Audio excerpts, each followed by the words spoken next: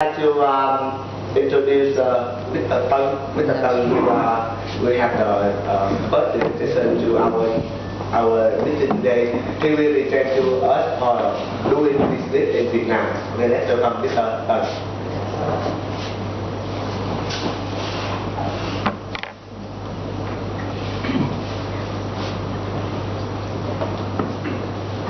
Good afternoon, ladies and gentlemen. I'm the MBA student from the ISP. I'm going to be to you for 5 minutes about conducting business in Vietnam with Vietnamese Business Association. My slide very simple.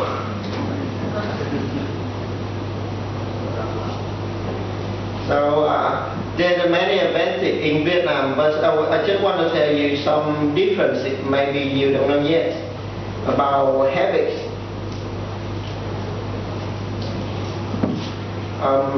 In Vietnam, bureaucratic difficulties are not uncommon, and that's why you must carry some money in cash and listen to the business consultant and be patient. By following this advice, you can overcome most of the obstacles you will encounter. And most of Vietnamese are skeptical of new business operations, especially foreign or businesses. So, personal business introduction are a fundamental ways of doing business in Vietnam. You should not use cold calling techniques if possible, because it's not effective and it could cause problems.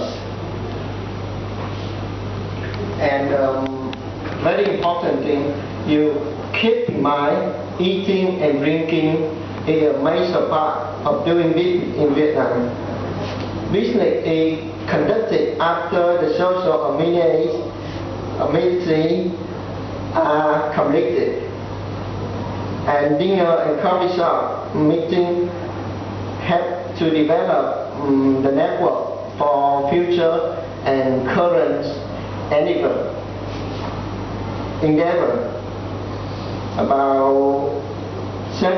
About the language. Most of your business contacts in foreign invested company will able to speak English, but they may not interface with government agency and stay out enterprise. So to ensure a successful negotiation, you need to speak slowly and concisely. It may be to your advantage to bring an interpreter to the important meeting, so neither party are embarrassed due to the language differences. And the funny thing, Vietnamese are very polite people, and we often to smile and agree with you when in fact they may not have fully understood what you have said. So you have to make good eye contact and make sure you know what they are understanding. So the same to them, any word choice may lead to confusion and misunderstanding. That's why an interpreter would be a necessity.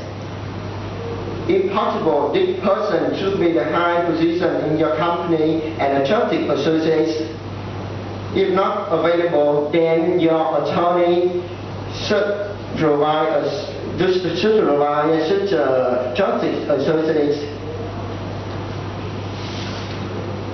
And in addition, there is a common situation that will cause impairment and maybe to even resentment to your business associates. Some Vietnamese businessmen have worse English skills than they staff. So you must refrain from directing any question and answers to a more junior person in meeting group. And because it undermines the authority of more senior person and may result in a failed negotiation session. And the thoughts about formality of election. It's the normal practice in Vietnam to put the surname first, followed by the middle name and then the given name. Other continue with this. Vietnamese usually use the given name for business. For example, my name is Mr. Tong. It's given name. I use my given name Mr. Tong for my business. It's normal in Vietnam. And in another way, from the Vietnam way, we will often address foreigner by the first name preceded by the title. Such as we usually call Mr. Tom, Mr. John, not the last name. We usually call us, and it still shows respect and it will not affect to the negotiation. Last thing about YOU. In English, you call your friend, your family, your brother, your parent with the same word. You just call YOU. But in Vietnam, there are no universal word for YOU in Vietnam language.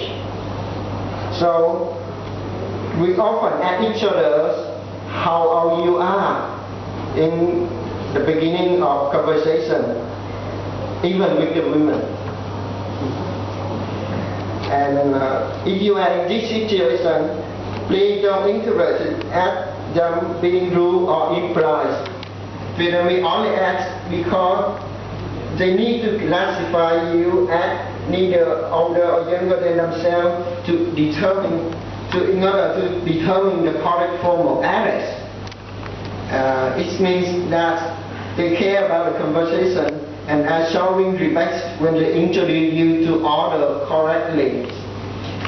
These are some essential etiquette matter for businessmen who come to Vietnam. At the end